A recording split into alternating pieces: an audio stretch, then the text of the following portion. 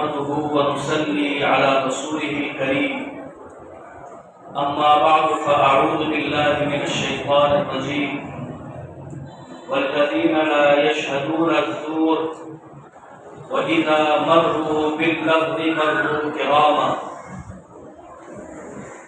ہر قسم کی حمد و ثنا اللہ رب العالمین کے لیے اور درود و سلام ہو امام الاولین والآخرین خاتم النبیین جناب محمد رسول اللہ صلی اللہ علیہ وسلم کی ذات اقدس پر۔ گزشتہ ہم عباد الرحمن کی عظیم خوبیاں ذکر کر رہے تھے کہ جن خوبیوں کو اپنانے پر اللہ تعالیٰ کسی بھی بندے کو اپنا خاص بندہ بنا لیتا ہے، اور اللہ خود فرماتا ہے کہ یہ میرا یعنی رحمان کا بندہ۔ ان کی خوبیوں میں ایک خوبی آج یہ ذکر ہو رہی ہے کہ والذین لا یشہدون الزور، رحمان کے بندے کبھی بھی جھوٹ میں شامل نہیں ہوتے۔ شہادت کے دو مفہوم ہیں، ایک شہید یشہد کا معنی ہوتا ہے حاضر ہونا، شریک ہونا۔ قرآن کریم کا اللہ تعالیٰ نے روزے کے حوالے سے فرمایا فمن شہید منکم الشہر فلیصم، جو اس مہینے میں موجود ہو، حاضر ہو، وہ اس مہینے میں روزے رکھے۔ تو شہیدہ کا معنی حاضر ہونا، شریک ہونا۔ رحمان کے بندے کبھی بھی جھوٹ میں شامل نہیں ہوتے، جھوٹ میں شریک نہیں ہوتے۔ لیکن آج سوشل میڈیا چلانے والے، مختلف ایپس چلانے والے، وہ چاہتے ہوئے یا نہ چاہتے ہوئے اس جھوٹ میں شامل ہو رہے ہیں۔ کتنی ہی پوسٹیں ایسی ہم بغیر سوچے سمجھے، بغیر تحقیق کے شیئر کر دیتے ہیں، اور آپ جب پوچھیں شیئر کرنے والے سے تو کہتے ہیں میں نے ثواب کی نیت سے شیئر کیا ہے، لیکن وہ تو جھوٹی بات ہوتی ہے۔ اس سے یا تو فساد پھیلتا ہے، یا دین اسلام پر حرف آتا ہے، یا کسی کی توہین ہو رہی ہوتی ہے۔ عباد الرحمن کا شیوہ ہے کہ وہ ہمیشہ سچی اور کھری بات کہتے ہیں، قولوا قولا سدیدا، کھری بات، سیدھی بات، سچی بات۔ نبی علیہ الصلوۃ والسلام فرماتے ہیں کفا بالمرء کذبا ان یحدث بکل ما سمع، کسی بھی بندے کے جھوٹا ہونے کے لیے یہی کافی ہے کہ وہ جو بھی بات سنے اس کو آگے پہنچا دے، آگے شیئر کر دے۔ یہ جھوٹی بات میں شامل ہونا ہے۔ اور اس کا دوسرا مفہوم یہ ہے کہ وہ کبھی بھی جھوٹی گواہی نہیں دیتا۔ میں اور آپ روزمرہ دیکھ رہے ہیں، یہ پیچھے ہی کورٹ ہے ہمارے، روزانہ کی بنیاد پر لوگ رشوت دے کر، پیسہ دے کر جھوٹی گواہیاں لے لیتے ہیں۔ یہاں جھوٹی گواہی نہیں دے گا یہ بندہ، جس میں رحمان کا بندہ ہو، بننا ہو، اللہ کی رحمت کا مستحق بننا ہو، وہ کبھی بھی جھوٹی گواہی نہیں دے گا۔ نبی علیہ الصلوۃ والسلام فرماتے ہیں الا انبئکم باکبر الکبائر، کیا میں تمہیں کبائر کے بارے میں نہ بتا دوں؟ کبیرہ گناہوں میں جو سب سے بڑے کبیرہ گناہ ہیں ان سے تمہیں آگاہ متنبہ نہ کر دوں؟ قالوا بلا، صحابہ اکرام نے فرمایا تھا کہ رسول ضرور ہمیں بتائیے تاکہ ہم بچ جائیں۔ نبی علیہ السلام نے فرمایا الاشراک باللہ، پہلا عمل کبیرہ گناہ میں جو آتا ہے وہ اللہ کے ساتھ شرک کرنا ہے، اور حقوق الوالدین، والدین کی نافرمانی کرنا ہے۔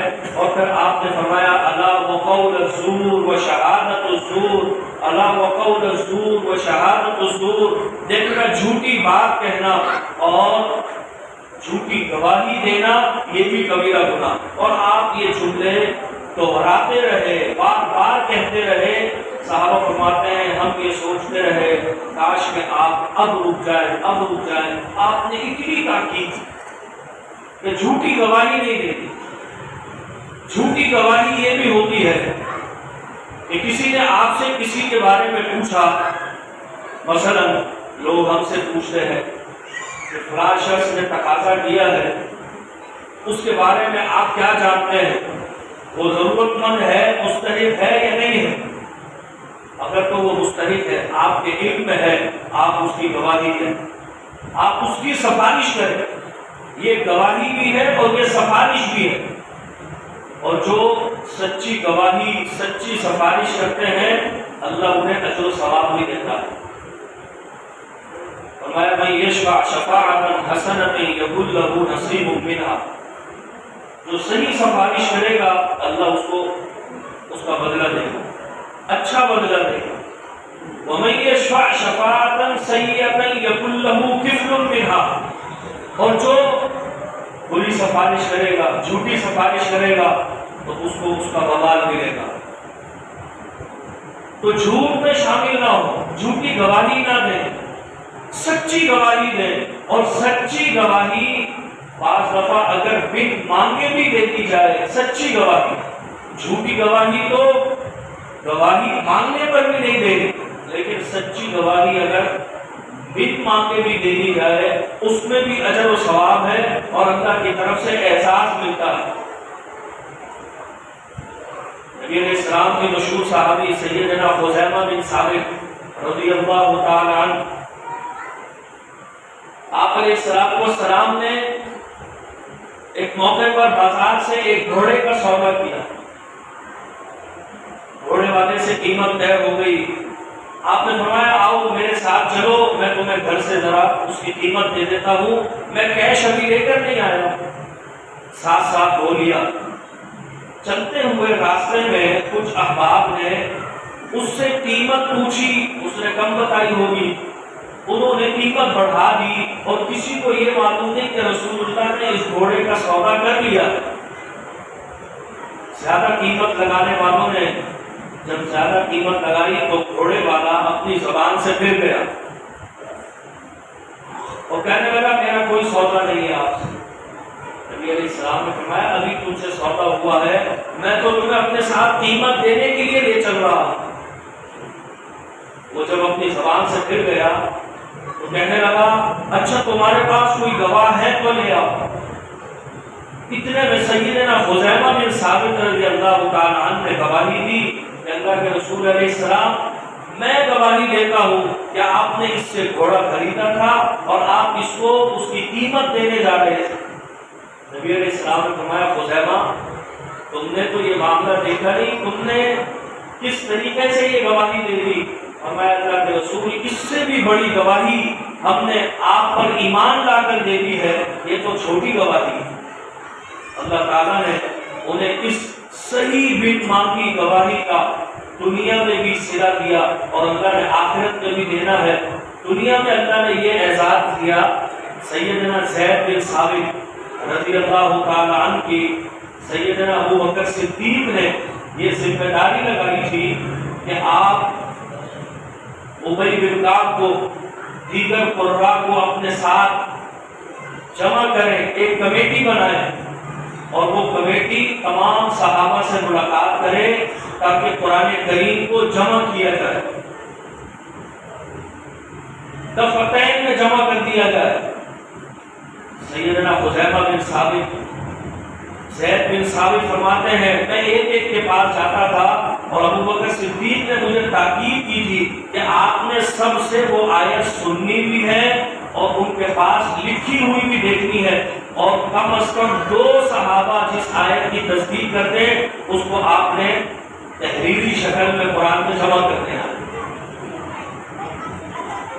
زید بن ثابت ایک ایک صحابی سے ملاقات کر رہے ہیں، ہر آیت کا حافظ مل رہا ہے، ہر آیت آ چکی ہے، لیکن سورہ احزاب کی ایک آیت نہیں مل رہی۔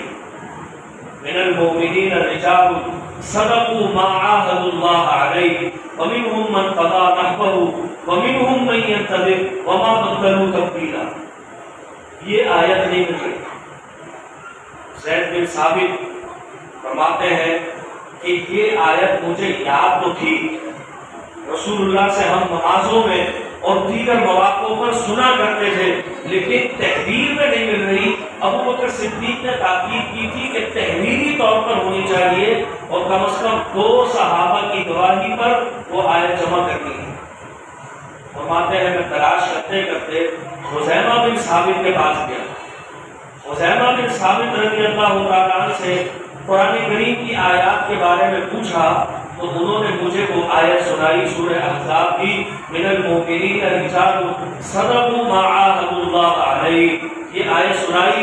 میں نے ان سے کہا آپ کے پاس کوئی تحریر ہے تو وہ بھی دکھائیں۔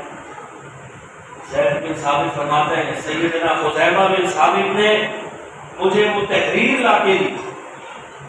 اب تمام کمیٹی کی یہ کوشش تھی کہ ایک اور گواہی کہیں سے مل جائے تحریری طور پر تو اس کو قرآن میں شامل کر دیں۔ اس موقع پر کچھ صحابہ کرام کو وہ حدیث یاد تھی اور رسول اللہ صلی اللہ علیہ وسلم کے ساتھ پیش آنے والا وہ واقعہ یاد تھا کہ جس موقع پر آپ علیہ السلام نے فرمایا تھا آج کے بعد خزیمہ کی اکیلے کی گواہی 2 افراد کے برابر ہوگی۔ صحابہ نے فرمایا زید بن ثابت یہ خزیمہ وہ صحابی ہے کہ جن کی اکیلے کی گواہی 2 کے برابر ہے۔ سیدنا خزیمہ کو وہ حدیث یاد آ گئی اور انہوں نے قرآن کریم میں وہ جمع کر دی۔ تو اللہ دنیا میں بھی احساس دیتا ہے اور اللہ آخرت میں بھی احساس دیتا ہے۔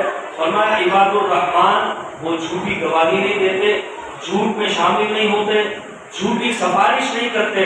وَإِذَا مَرُّوا بِاللَّغْوِ مَرُّوا كِرَامًا، اور جب کسی لغو حرکت کو ہوتے ہوئے دیکھ لیں یا کسی لغو کے پاس گزر جائیں تو بس شرافت سے وہاں سے نکل جاتے ہیں، اس لغو اور برے کام میں شامل نہیں ہوتے۔ لغو کام کیا ہے؟ ناچ گانا ہے، ڈانس وغیرہ ہے، یا آوازیں کسنا ہے، غیبت ہے، چغلی ہے، کسی کی برائی ہے، کسی مجلس میں کسی کو گالی دی جا رہی ہے، عباد الرحمن وہاں سے خاموشی سے چلے جاتے ہیں، کیونکہ لغو باتوں میں پڑنا جنتیوں کا شیوا نہیں ہے۔ اللہ تعالیٰ قرآن کریم میں فرماتا ہے کہ جنت میں لا لغو فیہا ولا تأثیم، جنت میں نہ تو کوئی لغو بات ہوگی نہ کوئی گناہ کی بات ہوگی۔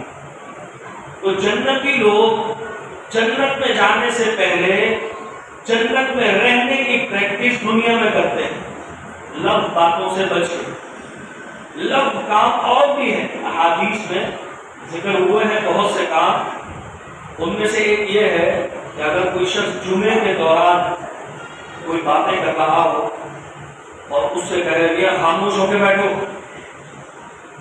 حدیث شریف میں آتا ہے اذا قلت لصاحبك انصت والامام يخطب فقد لغوت، جب امام خطبہ دے رہا ہو اور تم نے اپنے ساتھی سے یہ کہہ دیا خاموش ہو جا، فقد لغوت، تو یہ لغو حرکت کر دی۔ لغو حرکت یہ بھی ہوتی ہے مسجد میں بیٹھے ہوئے ہیں، جمعہ کا خطبہ ہو رہا ہے اور نیچے کوئی مٹی ہے یا دری بچھی ہوئی ہے، اس دری میں سے گھوڑے نکال رہے ہیں، کھیل رہے ہیں، فرمایا من مس الحصا فقد لغا، یہ بھی لغو حرکت ہے۔ مومن کو وہ ہوتا ہے، اچھا مسلمان وہ ہوتا ہے، من حسن اسلام المرء، اچھے مسلمان کے لیے یہ کافی ہے ترکہ ما لا یعنی، کہ وہ بیکار اور فضول کاموں کو، فضول باتوں کو چھوڑ دے۔ یہ اتنی اہم بات ہے، فضول باتوں کو، فضول کاموں کو چھوڑنا، کہ اگر کوئی شخص یہ فضول باتیں، فضول کام نہیں چھوڑتا اور اسی حالت میں روزے رکھ رہا ہوتا ہے تو اس کے روزے کسی کام کے نہیں ہوتے۔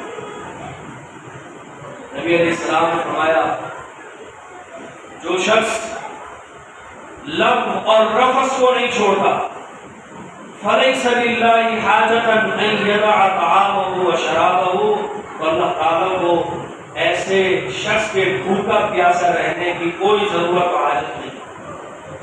تو عباد الرحمن کی یہ خوبیاں میں بھی اپنانے کی کوشش کروں، آپ بھی اپنائیں، اور ہماری مائیں بہنیں جو سن رہی ہیں خواتین وہ بھی اپنائیں، تاکہ اللہ تعالیٰ انہیں عباد الرحمان میں شامل فرما کر اپنی رحمتوں کا مستحق بنا دے۔ وآخر دعوانا ان الحمد للہ رب العالمین۔